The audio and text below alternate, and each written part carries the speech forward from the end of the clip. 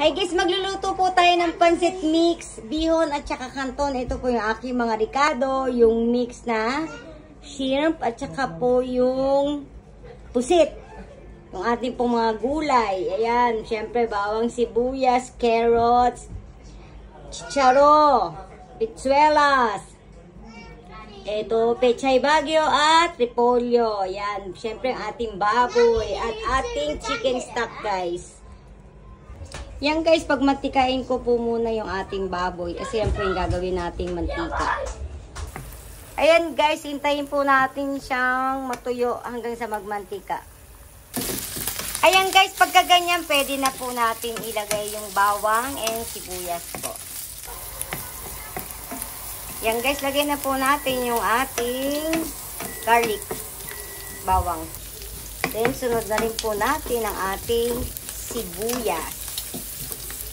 Pag ganyan po guys, i-mix na po natin siya.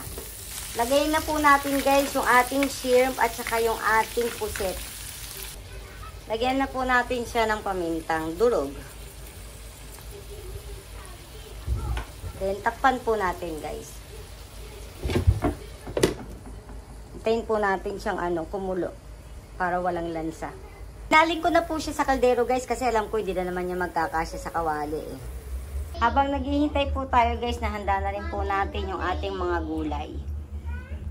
Lagyan na po natin guys ng tubig. Then toyo.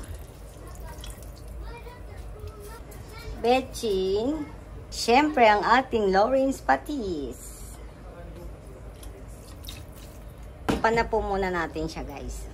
Ayan guys, kumulo na po siya. Lagyan na po natin yung ating bihon.